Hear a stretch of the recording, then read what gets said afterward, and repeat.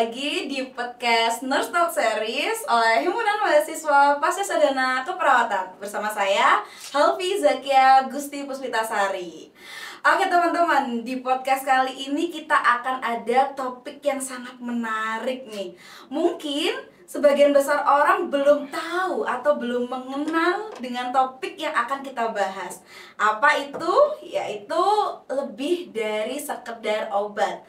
Peran navigator pasien kanker dalam perjalanan perawatan. Nah, navigator pasien kanker, kira-kira itu apa ya? Jangan khawatir, kita sudah kedatangan tamu istimewa yang akan memberikan banyak sekali informasi, sehingga nanti harapannya kita dapat mengakses layanan tersebut menjadi lebih baik, khususnya bagi pasien dan keluarga dengan kanker. Seperti itu. Siapa kira-kira? Kita hadirkan, selamat datang Ibu Yova. Boleh sapa Bu teman-teman kita? Halo semuanya. Halo Ibu, bagaimana kabarnya hari ini? Baik, Halvi. Kalau Halvi gimana kabarnya? Alhamdulillah baik juga Ibu. Terima kasih ya Ibu sudah berkenan hadir di podcast kami kali ini Ibu. Sama-sama. Buat kalian apa sih yang nggak Masya Allah, lagi langsung iya, semangat. Baik Ibu, sebelum kita mulai mungkin Ibu bisa perkenalan dulu bersama dengan teman-teman kita supaya lebih tahu nih sebenarnya Bu Yova ini siapa sih? Saya bukan siapa-siapa, gimana, Bi? Aduh, kita jadikan siapa-siapa Bu. Oke semuanya. Assalamualaikum warahmatullahi wabarakatuh. Saya Yova Triolanda, biasa dipanggil Yova. Saya psikolog klinis yang bertugas di Rumah Sakit Sarjito. Beberapa tahun ini saya juga jadi navigator untuk pasien kanker yang melakukan perawatan di rumah sakit kami. Begitu, Hal. Oke, nah Bu Yova juga sudah menyinggung ya teman-teman tadi terkait dengan navigator pasien kanker. Sebenarnya apa sih Bu navigator pasien kanker itu? Oke. Gimana menjelaskannya dengan gampang itu sudah saya pikirkan agak lama. Waduh. Karena kalau bilang navigator kayak apa sih gitu, Iya, kayak kompas Bu. gitu ya. Betul. Tapi benar itu kayak kompas. Kalau teman-teman pergi kemana-mana, teman-teman pasti kan membuka maps di handphonenya. Oh ini belok kiri, belok kanan. Iya. Nah, navigator pasien kanker ini teman-teman semua adalah peta hidup itu. Peta hidup ini membuat teman-teman tahu kemana harus melangkah. Oke. Kita bayangin ketika ada seorang yang terdiagnosa kanker dari vaskes sebelumnya, Vi. Lalu dia datang ke Sarjito. Nah, dia sudah membawa banyak kekhawatiran kan ya. Mereka sudah bingung dengan apa yang harus dilakukan. Betul sekali Bu. Kecemasannya pasti Pasti ada, ada. takut juga, udah kemana-mana pikirannya. Pikirannya. Nah, nyampe ke Sarjito yang rame banget itu, Oke. pasti udah ngeblank ya. Apalagi kalau dibilang, ibu ini ada yang kurang suratnya. Wah, Wah. itu udah kepikiran banget. Udah jauh-jauh nyampe Sarjito, nggak bisa diperiksa, gimana rasanya. Tapi bayangkan, seorang navigator data, seorang teman perjalanan data, seorang Halvi data, lalu bertanya, Ibu, apa kabar? Ada yang bisa saya bantu? Apa sih rasanya? Adem nggak sih? Betul. Sejuk banget gak sih? Nah, navigator ini bekerja dengan terstruktur dan terlatih. Sehingga mereka bisa membawa perawatan kanker itu dengan smooth. Oke. Kenapa harus smooth? Karena tadi bahwa perjalanan kanker itu kompleks dan sangat panjang. Sehingga kalau dia berjalan sendirian, banyak resiko-resiko mereka hilang di perjalanan. Kalau hilang di perjalanan berarti kadang-kadang berhenti Pengobatannya. Sedangkan kanker itu untuk bisa mencapai kepulihan mereka harus teratur dalam pengobatannya. gitu loh. Jadi navigator kita usahakan hadir dalam perawatan pasien, terutama pasien kanker sesuai namanya ya, navigator pasien kanker. Begitu. Oke Bu, wah menarik sekali ya teman-teman di sini. Jadi napak ini tuh benar-benar seperti angin segar ya bagi pasien kanker ya Bu. Agar perawatannya itu bisa berjalan dengan baik, smooth, tadi yang Ibu bilang lancar, Nggak hilang di jalan. nggak hilang arah ya teman-teman. Oke, tadi juga Ibu sudah menjelaskan ya Bu terkait dengan bahwa pasien-pasien di Sarjito ini atau pasien kanker dimanapun ya Bu, itu jumlahnya banyak, sehingga dalam perawatan pun membutuhkan waktu yang tidak sebentar seperti itu. Nah, Untuk tenaga napak sendiri Bu, karena tadi pasiennya banyak, yang harus diurusin juga banyak. Kan Bu Yova sendiri seorang psikolog, apakah hanya seorang psikolog saja Bu tenaga napak ini? Sebenarnya kita tuh punya dua macam ya teman-teman, Oke. dua macam tipe navigator. Ada professional navigator yang latar belakangnya medis, ada juga yang lay navigator. Oke. Ini yang latar belakangnya community. Hmm. Sebenarnya kami itu yang batch pertama. Jadi saya itu batch pertama navigator yang berusaha kita implementasikan di Indonesia, professional navigator. Kami ada 21 orang, itu ada 13 dokter, 7 perawat, 1 psikolog klinis gitu. Di situ kita mendapati, kan belajarnya hibrid ya di Indonesia dan di India. Wah, jauh banget ya. Karena waktu itu yang mereka yang di India ini belajar di barat untuk navigasinya, tapi ngerasa kok kurang sentuhan komunitas. Sedangkan di dalam budaya kita yang timur, komunitas keluarga adalah sesuatu aspek yang penting. Betul. Nah, sehingga di sana itu navigator profesional itu bisa berasal dari berbagai macam profesi. Tapi untuk kita, bisanya kita akan membuat itu latar profesional medis ya. Begitu ya profesionalnya. Iya. Sekarang yang yang sudah ada itu yang sudah tersertifikasi dengan perjalanan di pendidikan di India itu ada perawat, dokter, dan psikolog klinis. Halfi dan teman-teman akan berjuang bersama kami ngikut setelah ini dari keperawatan S2 dengan peminatan navigator. Nanti kita juga sedang melatih ada namanya pelatihan napak hospital base. Jadi kita manggil tuh orang-orang yang sudah bekerja di rumah sakit, lalu kita latih untuk jadi navigator. Gitu. Nah, beberapa kali juga sudah ada pelatihan untuk lay navigator. Lay navigator ini adalah orang-orang komunitas, NGO yang tertarik untuk jadi navigasi. Jadi siapapun yang memiliki kepedulian dan ingin ikut di dalam pelaksanaan navigasi ini itu bisa bergabung sebenarnya. Asal peduli aja. Asal dan peduli. Mau dilatih. Betul. Karena memang ya kebutuhannya sangat kompleks ya Bu sebenarnya pasien kanker ini. Nah, ngomong-ngomong tentang kebutuhan nih Bu, saya juga jadi ingat bahwa pasien kanker ini kan yang harus diperhatikan bukan cuma dalam tahap pengobatan ya teman-teman, atau dalam tahap treatment aja. Tapi kan di Indonesia khususnya, isu-isu yang ada atau berkembang itu kita mulai dari deteksi dini atau screeningnya itu masih rendah ya Bu.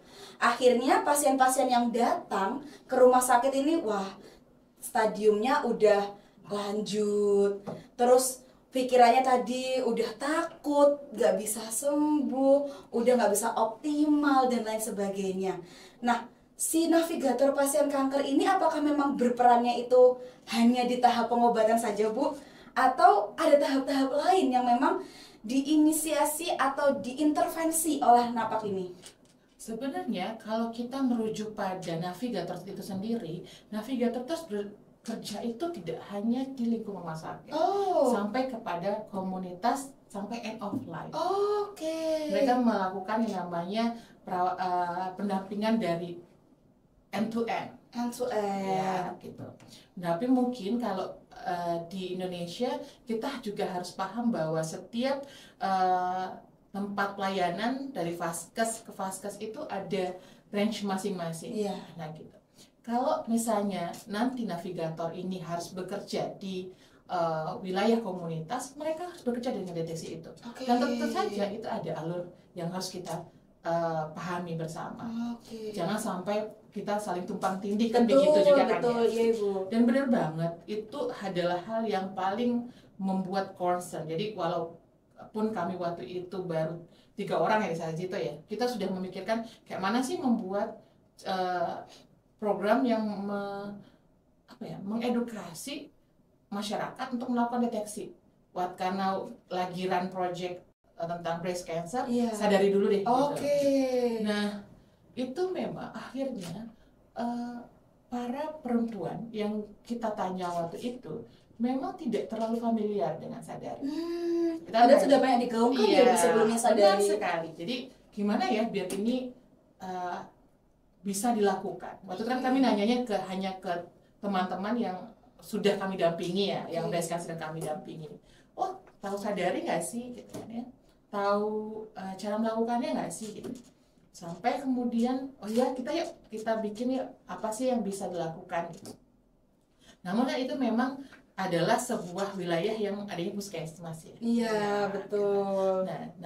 Bagaimana navigator melakukannya, yaitu koordinasi dengan kader dan puskesmas. Namun ada yang harus kita bawahi teman-teman. Stigma tentang kanker itu kuat banget. Betul. Dan mitos-mitosnya sangat banyak. Sehingga ketakutan itu nyata. Ketika teman-teman takut, bisa nggak dibilang, jangan takut, lakuin aja. Nggak bisa kan? Nggak bisa, pasti tetap ada rasa khawatir, cemas. Maka navigator tugasnya adalah mendampingi ketakutan itu dan menemani jalan mereka dalam melakukan itu. Ibu, ini hanya sebagai salah satu cara kita mengeliminasi kemungkinan sakitnya. Kalau lebih awal, maka ini akan lebih bagus. Dan termasuk salah satunya bagaimana mengajarkan masyarakat untuk mengenali faktor resiko. Oh iya. Apa sih yang membuat kanker paru terjadi? Apa sih yang faktor resiko dari kanker saluran cerna? Iya. Apa sih BRACE gitu? Sehingga mereka bisa mengetahui bahwa oh, aku punya faktor resiko nih. Yuk kita lebih waspada jadinya ya Bu ya. Jadi banyak banget yang sebenarnya bisa dikerjakan di deteksi dini ini. Dan kita punya banyak PR. Navigator, kalian yang baru akan bergabung, kalian punya banyak PR. Banyak PR banget ya Bu ya. Iya. Betul sekali Bu. Jadi untuk navigator pasien kanker ini kan memang sesuatu hal yang baru ya Bu. Kami pun baru juga menjadi calon nih juga masihan ya Bu, karena kami sedang pendidikan juga yang dirasa sangat membantu sebenarnya teman-teman. Tadi Bu Yova juga sudah mengatakan bahwa navigator pasien kanker ini perannya end to end, dari awal sampai akhir, yang harapannya tentu bisa membantu pasien dan juga keluarga melalui masa-masa sulitnya dalam perjalanan kanker ini. Nah, ngomong-ngomong masa sulit juga Bu, sebenarnya kalau khusus di Indonesia ya Bu, hambatan apa saja sih Bu yang banyak dirasakan oleh entah itu pasien secara langsung ataupun keluarganya ya teman-teman, karena tidak mungkin terpisah antara pasien dan keluarga, sehingga napak ini tuh hadir seperti itu. Pasti kan karena ada kendala yang dialami sebelumnya, selain ketakutan dan juga hambatan administrasi tadi yang Ibu bilang. Apakah ada lagi Bu? Oke, kalau orang-orang menyatakan ya kamu kanker, maka yang pertama kali mungkin ketakutan. Yang kedua, biaya. Ya, betul, biaya teman-teman. Karena biaya ini dirasakan sulit, kok ini besar banget.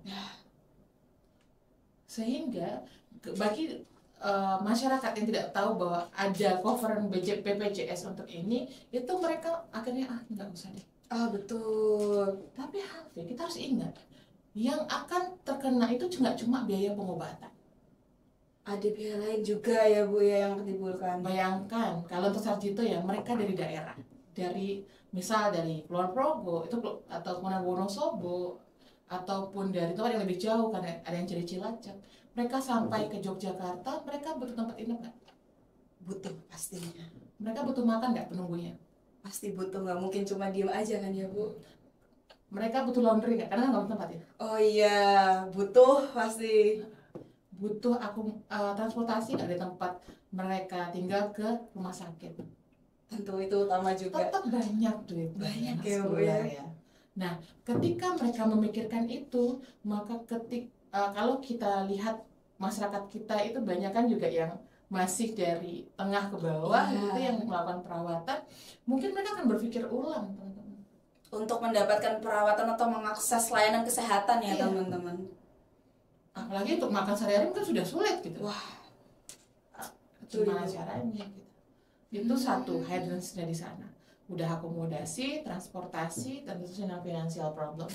Yang kedua, kalau mereka pergi dari tempat mereka ke Yogyakarta, mereka bisa kerja nggak? Harus izin ya. Harus izin, mereka harus izin. Dan itu beresiko membuat mereka kehilangan pekerjaan atau tidak? Iya, betul. Betul sekali Bu. Gitu. Lalu itu kalau mereka sudah berkeluarga teman-teman, lebih kompleks lagi. Kompleks sekali. Mereka mesti punya anak kecil dan mereka harus datang ke Yogyakarta dan meninggalkan anak kecil mereka. Siapa yang merawat anak kecilnya? Gitu. Jadi kalau kita lihat dalam konteks perawatan itu namanya total pain. Bahwa kita nggak bisa melihat kanker itu dari sudut bahwa itu sakit fisik.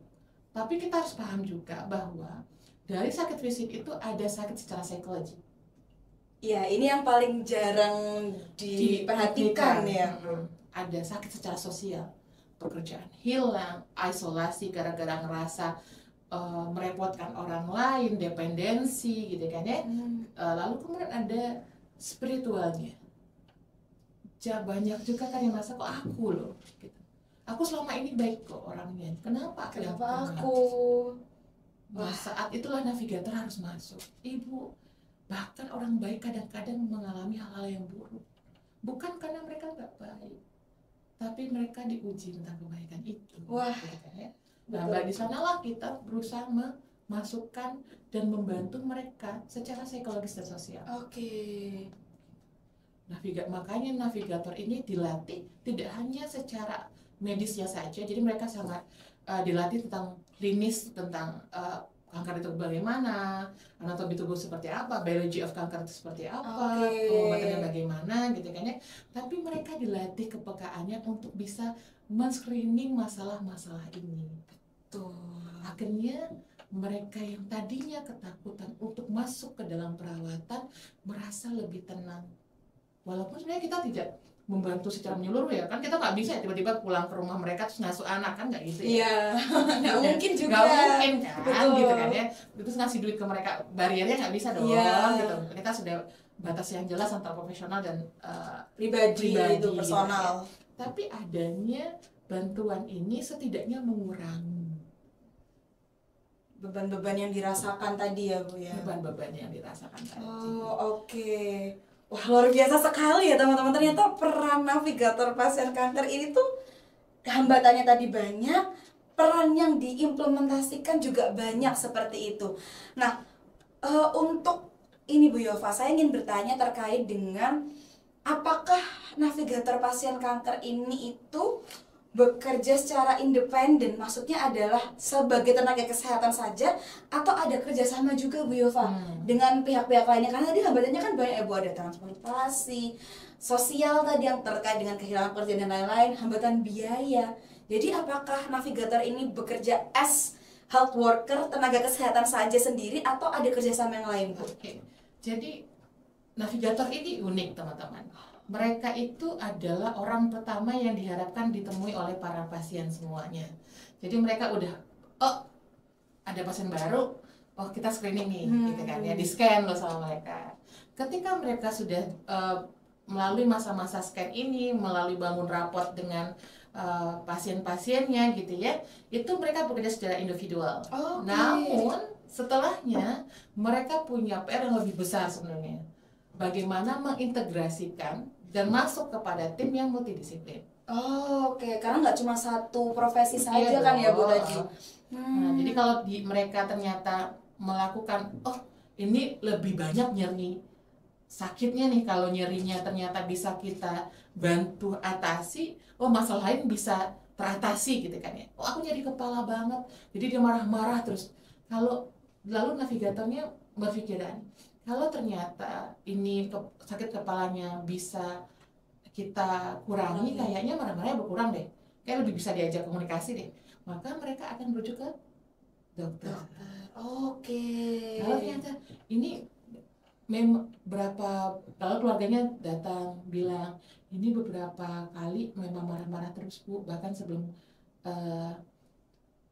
sakit kepalanya terjadi gitu kan ya. Ternyata secara psikologis ada masalah nih, yuk kita rujuk ke psikolog.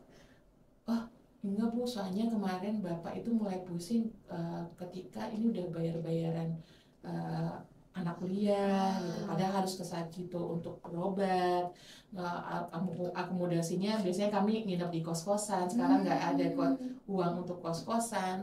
Biasanya kami harus naik Grab kesana kesini. Oh, menyebut merek nggak apa-apa lah ya. Nggak apa-apa, nggak apa-apa.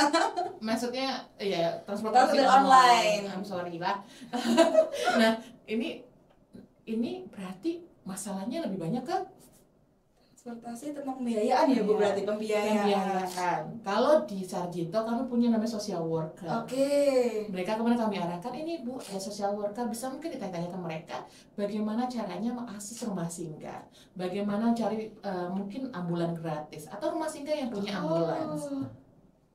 Berkurang nggak itu biayanya? Sangat membantu sih Bu itu. Makanya para navigator ini teman-teman, kita latih untuk membuat directory resources. Oke.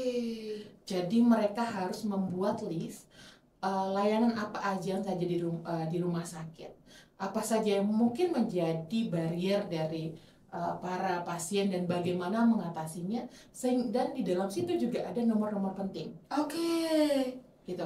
Misalnya nih ada yang datang ekoknya jelek gitu, misalnya maksudnya tampilannya tidak bagus gitu, butuh brangkar. Nah, ketika itu brangkar tersedia udah kosong karena udah banyak banget pasien, dia bisa mengakses, oh ada layanan sapam atau layanan pos penungguin brangkar, ditelepon sama dia, Pak aku butuh ini ada nggak, dan dia punya berapa pilihan. Itu bisa lebih cepat nggak daripada kalau nggak punya nomor teleponnya? Betul, dan menunggu ya, kalau menunggu juga nggak mungkin karena pasien kanker datang kan sudah sakit, capek. Dengan directory resources inilah mereka tidak hanya melayani mereka dengan smooth, tapi dengan cepat juga dan tepat sasaran. Gitu.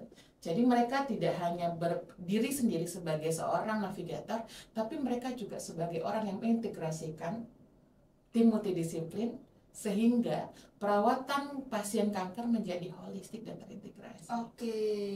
Wah, menarik sekali ya teman-teman. Jadi memang navigator pasien kanker ini tidak bekerja sendirian ya Bu tadi, tapi bisa menghubungkan pasien dan juga keluarganya kepada sumber daya yang dibutuhkan. Contohnya tadi misalkan brangkar tadi ya Bu. Mungkin saya juga pernah praktek ya, itu kalau boleh sedikit cerita ya Bu, itu pasiennya jauh sekali Bu, datangnya memang dari Kalimantan gitu. Nah, datang dari Kalimantan tidak mungkin sehari saja ya Bu.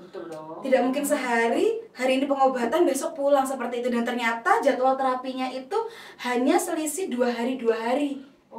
Seperti itu Bu. Nah, di situ saya berpikir kalau ini biaya yang difikirkan memang tidak hanya biaya pengobatan, tetapi juga akomodasi lainnya. Nah, dengan adanya napak ini mungkin ya Bu, bagi pasien yang waktu saat itu saya ajak komunikasi sangat membantu sekali. Apalagi tadi bisa dihubungkan dengan ada rumah singgah juga ya Bu ya, untuk membantu seperti itu. Wah, luar biasa sekali teman-teman. Oke, tadi kita sudah membahas terkait dengan apa saja peran, apa saja hambatan, dan juga kerjasama yang dilakukan oleh navigator pasien kanker. Nah, ini sudah lebih merujuk ke spesialisasi Bu Yovani. Ini juga saya tertarik sekali Bu, terkait dengan tadi konsep nyeri itu bukan hanya fisik, tapi juga salah satunya ada psikologis. Nah, apakah iya Bu, ini pertanyaan dari saya, pasien-pasien kanker yang sudah terdiagnosa itu cenderung menarik diri dari lingkungannya, seperti itu Bu? Bagaimana Bu? Oke, jadi bahkan sudah ada penelitian sebenarnya Halvi yang bilang hampir sepertiganya. Kan kita nggak bilang statistik, sepertiga itu banyak. Orang-orang yang kemudian terdiagnosa kanker itu mengalami kecemasan dan depresi. Pasti. Ya. Sekarang kita bayangkan, jangankan kanker ya teman-teman ya. Kalau teman-teman masuk ujian misalnya, kita paling gampang aja. Itu kan nggak pasti ya dapat berapa ya. Sering nggak menghadapi mental block? Sering banget. Jadi gini, ini ujian nih, ada soalnya, ya kan ya. Di dalam kepalamu itu udah ada, oh untuk soal ini jawabannya di buku ini halaman 37. Betul. Gitu ya. Tapi yang keinget cuma halaman 36, 38. 37-nya hilang. Itu mental block. Dan itu sering, semua orang pernah mengalaminya. Apalagi ini berkaitan dengan nyawa. ketika berkaitan dengan nyawa, orang-orang yang disayangi, lalu kemudian apakah aku siap dengan kematian itu atau tidak, apa aku bisa sembuh atau tidak, itu bukan sesuatu yang mudah dijalani oleh orang-orang.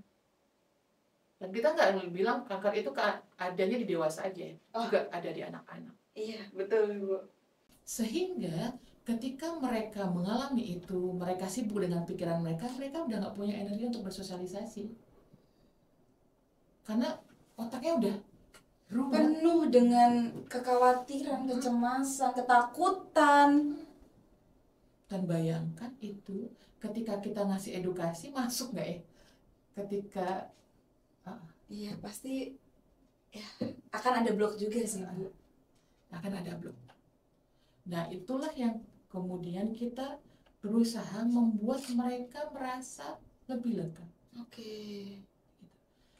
Yang tidak hanya karena mereka sudah sibuk dengan pikirannya saja, tapi ketika itu berkaitan dengan dependensi teman-teman. Bayangin ya, laki-laki kanker paru udah bedridden, jadi dia cuma ada di bed saja, tidak bisa mungkin mentas dan segala macam. Biasanya bapak ini yang membawa nafkah ke rumah. Dialah orang yang digelayuti anak-anaknya. Sekarang dia harus dependen kepada anak-anaknya yang mungkin belum dewasa, masih remaja atau masih anak-anak. Tersiksa nggak sih? Tersiksa. Dependensi itu juga bukan sesuatu yang gampang diterima oleh banyak orang. Jadi banyak sekali aspek psikologis yang kemudian harus kita pertimbangkan. Dan bayangkan ini yang baru saja saya lakukan, saya temui maksudnya adalah ini sebelum perawatan kanker dia udah fobia sama jarum suntik. Jadi setiap dia mau disuntik itu teriak ngamuk kita. Ya. Jadi apa dulu yang harus kita lakukan? Ya psikologisnya harus pendekatan psikologis dulu. Karena biasanya kalau pasien-pasien nggak tenang masukinnya juga susah. Betul. Karena racing kan ya. Iya. Gitu.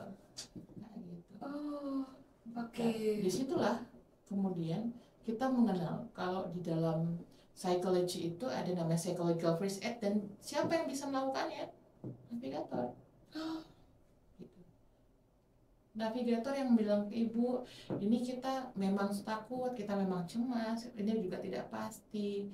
Namun saat ini kita ada di sini dan ibu sudah masih aman. Ini sudah ada dokter-dokter yang lebih tahu apa yang harus dikerjakan. Kalau ibu takut, ibu cemas, ya kita ngobrol.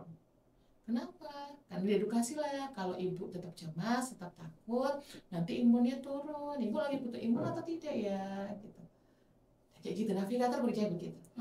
Dengan cara yang lebih dipahami oleh, mudah diterima juga oleh pasien atau keluarga.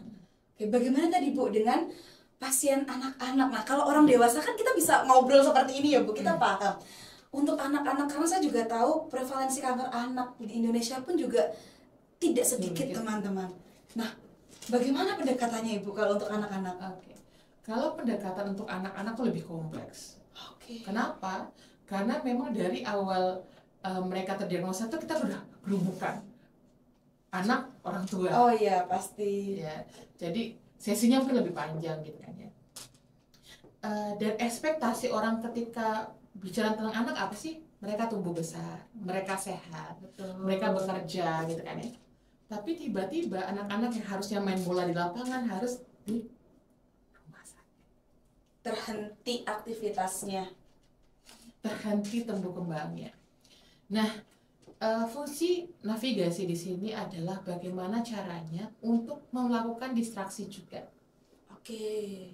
Jadi sebenarnya kalau sekarang navigator lebih banyak kepada pasien dewasa ya, tapi harapannya nanti berkembang juga ke layanan anak-anak gitu. Bagaimana mereka ngerasa bahwa tempat ini ada tempat yang aman. Bayangin ya, mereka datang ke Sajito dengan ribut-ribut itu, tiba-tiba melihat perawat dengan baju putih, terus banyak yang didorong-dorong gitu kan ya. udah ketemu Pak Dokter gitu kan ya. Iya. Kita sudah berusaha membuat apa namanya lingkungan aman, lingkungan rapi. Tapi itu kita harus ingat juga, biasanya orang tua juga bilang, nanti kalau kamu nakal disuntik Pak Dokter loh. Iya, itu sering banget ya kayak gitu ya Bu ya. Nah, jadi kita harus pahami bahwa anak-anak yang ketika mereka mau bekerja sama dengan kita, itu ketika mereka merasa aman. Oke. Dan navigator adalah tugasnya membuat nyaman, aman, gitu.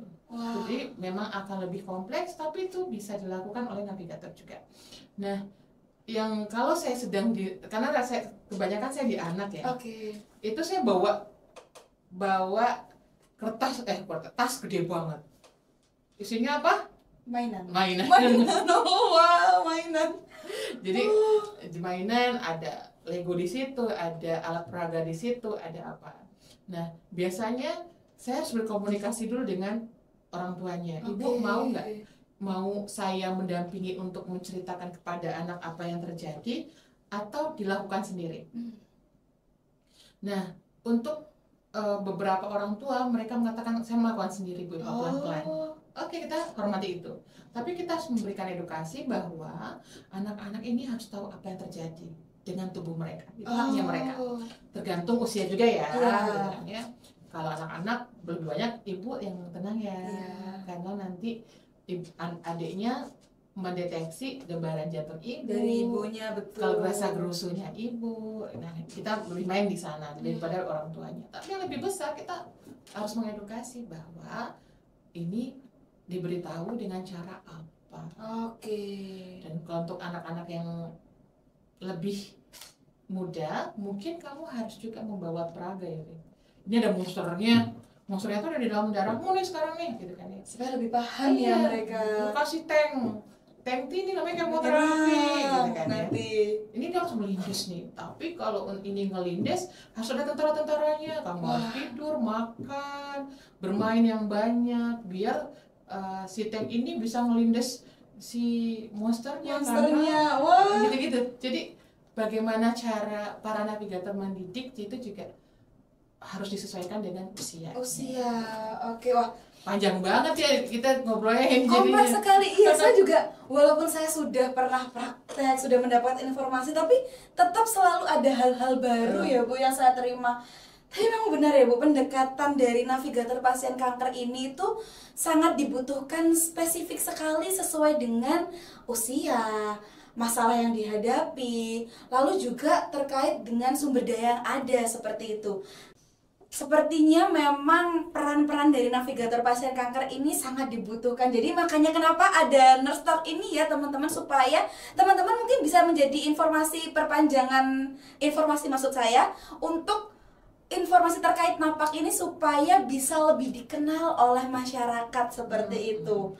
Jadi terus kita berupaya untuk memperbanyak, karena kan memang kalau dibandingkan dengan pasien kanker di Indonesia jumlah 21 orang kayaknya tidak, masih sangat kurang. Jadi kalau kita pakai di Sarjito aja kita membandingkan 1 banding ratusan gitu untuk kalau mau tercover semua pasien. Kan memang sangat tidak efektif ya. Nah, makanya kita sedang berupaya para pendengar semua bahwa ini sedang kita kembangkan lagi. Jadi yang saya dilatih itu adalah untuk trainernya. Nanti akan ada orang-orang di sekitar kita yang baru-baru kayak Alfi dan teman-temannya memperbanyak lagi orang-orang tersebut. Sehingga suatu saat harapannya navigator ini akan jadi satu yang terintegrasi. Iya. Dan dilindungi lebih sekali. Betul. Jadi mereka sudah tahu tempatnya ketika masuk di ranah-ranah yang diperlukan end to end, nggak cuma di rumah sakit tapi juga di community. Oke, baik. Ternyata PR-nya masih banyak sekali ya teman-teman. Selain peran untuk implementasinya ya Bu tadi sudah di rumah sakit seperti itu, mungkin PR besar lainnya adalah memperkaya sumber daya, baik dari sumber daya manusia maupun sumber daya pendukung lainnya gitu. Jadi teman-teman, sebagai informasi juga, kami di sini dari mahasiswa magister keperawatan di UGM ya Bu, sudah bekerja sama juga untuk jenjang studi S2. Itu ada yang namanya NAPAK. Jadi NAPAK ini menjadi mata kuliah tersendiri yang harapannya setelah kami diluluskan nantinya bisa membantu Bu Yova ini sebagai navigator yang tersertifikasi seperti itu. Benar sekali. Tapi juga ada program baru juga ya Bu, yang pelatihan khusus seperti itu ya Bu. Itu seperti apa itu Bu? Jadi kita tuh ingin banget teman-teman bahwa ini tuh cepat regenerasinya gitu. Kenapa? Ya saking urgentnya, makin banyak banget insiden kanker di Indonesia, dan nggak cuma di Indonesia, di seluruh dunia. Mungkin karena ya kita mulai banyak harus di depan gadget dan tidak olahraga, makan tidak teratur dan tidak bernutrisi dengan baik, mulai banyak ya kehidupannya tidak sehat gitu ya. Saya sepertinya juga seperti itu. Tapi itu membuat kita sadar ya, Vi. Iya. Jadi akhirnya kita harus nih memperbanyak orang-orang ini dengan cepat. Jadi dari mulai tahun 2024 kita melakukan MOU bersama Darmais, Sarjito, FKKMK UGM, dan Tata Memorial Hospital itu membuat MOU untuk pelaksanaan 2 bentuk pelatihan navigator pasien kanker di Indonesia. Yang pertama, kita akan melakukan itu dalam bentuk formal yang berada di sebuah universitas, yaitu diampu oleh FKKMK UGM, dan mereka melakukan adaptasi sesuai dengan kurikulum university based. Jadi saya paginya wisuda NAPAK, sorenya tuh udah rapat. Udah nyusun kurikulum. Oke. Habis itu kita punya juga yang namanya hospital base. Hospital base ini bersama dengan apa yang saya lakukan dulu teman-teman. Kalau dulu saya kuliahnya 1,5 tahun, bikin tesis, bikin laporan, ini kita persingkat jadi 3 bulan. Apakah sama isinya? Kita sama, usahakan sama. Jadi kita adaptasilah yang 1 tahun itu ke 3 bulan. 3 bulan. Dari mana nih itunya pesertanya adalah orang-orang, para tenaga medis yang sudah ada di rumah sakit dan mempunyai layanan kanker. Nah, ketika itu kita mulailah berpikir siapa aja, apakah tetap 3 profesi ini, apa dokter, perawat, psikolog klinis. Karena sebenarnya di awal itu yang lebih ditekankan adalah dokter dan perawat. Gitu kan ya. Lalu ada cuk psikolog klinis datang 1 gitu. Nah, lalu kemudian kita bilang, oh ternyata perlu. Apalagi yang perlu? Kita perlu apoteker yang mampu mengedukasi, yang punya kemampuan empati yang baik, yang mampu untuk menavigasi ketika obat-obatan diberikan. Iya. Gitu kan? Kadang-kadang nggak bisa nih. Iya. Nggak punya. Ilmuannya sudah berbeda. Dan kita punya wewenang klinis masing-masing kan, gitu kan. Lalu akhirnya yuk kita masukkanlah farmasis, apoteker gitu kan ya. Dan sekarang yang sedang berjalan adalah pelatihan di Darmais, sudah berjalan hampir sebulan, dan di Sarjito berjalan selama seminggu untuk untuk pelatihan dari hospital base. Jadi didoakan ya teman-teman agar Halvi dan teman-temannya bisa dengan baik selesai, dan adik-adiknya mereka juga bisa mengikuti pelajaran dengan baik, dan hospital base 2 yang sedang berjalan juga bisa lancar terlaksana. Lulus amin, semua. Amin ya Rabbal alamin. Iya Bu. Ini yang terakhir nih Bu, sebelum kita tutup ya Bu, mungkin ada pesan yang ingin Ibu sampaikan kepada pasien, kepada keluarga, ataupun kepada teman-teman di sini yang sudah menonton gitu terkait dengan NAPAK ataupun harapan dan juga cita-cita yang ingin kita capai gitu Bu, terkait dengan program NAPAK ini ataupun bagi pasien kanker. Silakan Ibu. Yang pertama, kalau saya tetap menggalakkan bahwa deteksi dini dan melakukan pemeriksaan secara rutin, Ibu Bapak semua, akan membuat pelayanan dan perawatan kanker bisa terlaksana dengan lebih baik. Karena kanker yang kita bisa rawat dari mulai dia stadium awal itu bisa melakukan prognosa yang lebih baik gitu. Dan untuk para keluarga yang mendampingi pasien kanker, saya paham bahwa mendampingi itu lelah. Kadang-kadang yang stres, kadang-kadang yang cemas, kadang-kadang yang trauma adalah keluarga. Sehingga ambil waktu diam, waktu tenang beberapa saat, dan itu tidak salah. Beristirahat sebentar, lalu kemudian kembali mendampingi keluarga yang mendampingi kanker gitu ya. Dan untuk mahasiswa, ayo berjuang. Mungkin bingung ya, mungkin juga ini mau gimana ke depannya ya. Ketika merambah hutan, kadang-kadang kamu yang terinjak ular, kadang-kadang kamu tergigit kumbang ataupun binatang-binatang gitu ya.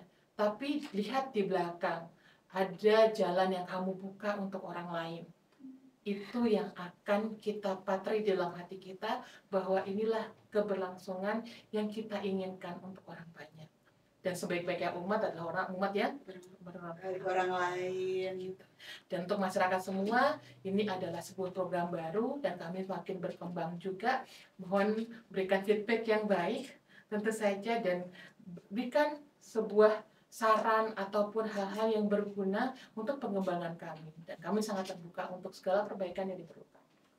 Terima kasih. Oke, wah, Masya Allah, terima kasih banyak Bu Yova sudah berkenan hadir hari ini, dan banyak sekali informasi yang kita terima ya Bu. Semoga dengan adanya podcast ini teman-teman bisa menjadi lebih paham terkait dengan adanya napak ini, dan juga bisa dimanfaatkan nih layanannya. Mungkin di lain waktu kita bisa bertemu kembali ya Bu, karena banyak sekali nih ternyata topik menarik kan nggak cukup kalau dibahas hari ini. Baik Bu Yova, sekali lagi kami mengucapkan terima kasih, semoga Ibu sehat selalu. Amin. Titip salam ya Bu untuk rekan-rekan napak yang saat ini juga sedang berjuang. Oke, terima kasih teman-teman yang sudah mengikuti podcast kami hari ini. Semoga semua informasi yang disampaikan bermanfaat. Sampai bertemu di Nurse Talk seri selanjutnya. Sampai jumpa.